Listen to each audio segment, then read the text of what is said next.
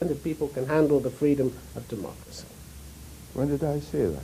Some years ago. No. Be very careful when you quote me, because I'm very careful how I phrase myself, because it's part of my legal training. But so you don't agree with that? No, just a moment. You give me my quote and the context in which in which it was placed.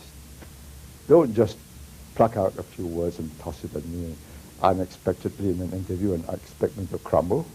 No, I'm not. I'm expecting you to answer it. Then why should I answer something which I may never have uttered? The number of things I've said, even if I were a data bank, I wouldn't be able to retrieve it. All the criticism that Singapore has had, what effect does that have on you? Well, do you mind it? It's part of life. I read it. Sometimes I take note of it. I improve. Look at Singapore.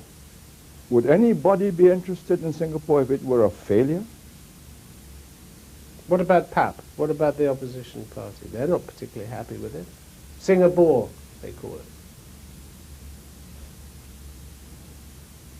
They get a chance every 4 to 5 years. They get a chance every meeting of Parliament. The cameras are there. Who's the ball?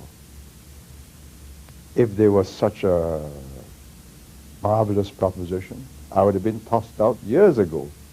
It's one of the few countries where people have the right to toss a government out, and they have not done so. I think, despite all that the West have said, nobody has said that we've been stuffing the ballot papers in, not even our meanest enemies. They have criticized the human rights record, the number of executions, for instance, haven't they? They may believe that if you're kind to drug traffickers, you get a better society. In America, they're changing their minds and they're sending people back to death row.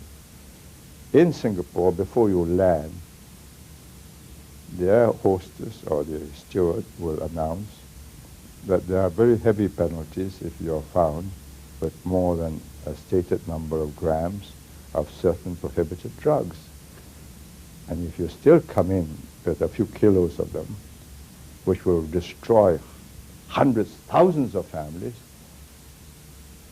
one death is too kind, because you're killing that family every day for years and years and years, that a daughter or a son is an addict.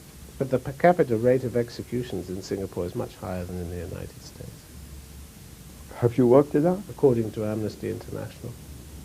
Have they worked it out Apparently. accurately? Per capita of what? Per capita of drug traffickers or per capita of population of Singapore?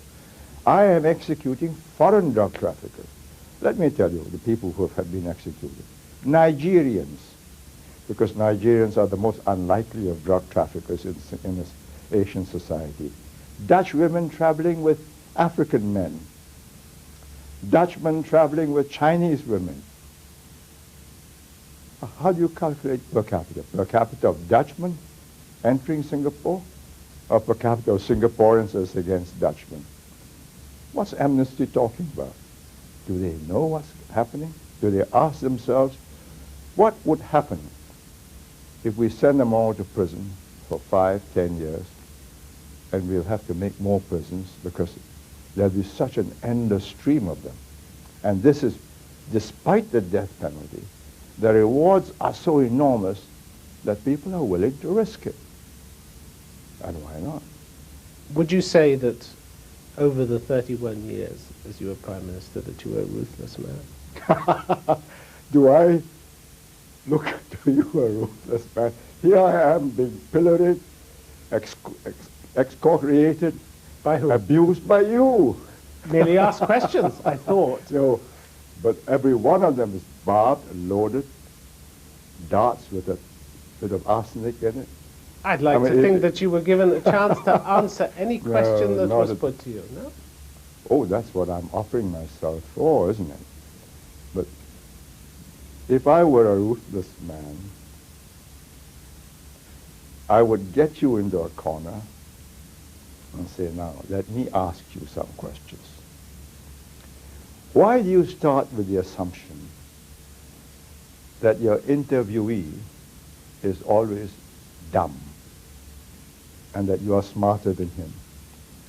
Why do you assume that Asians are somehow unable to understand Western ways of life and that they would be so much better if they would become more like the West?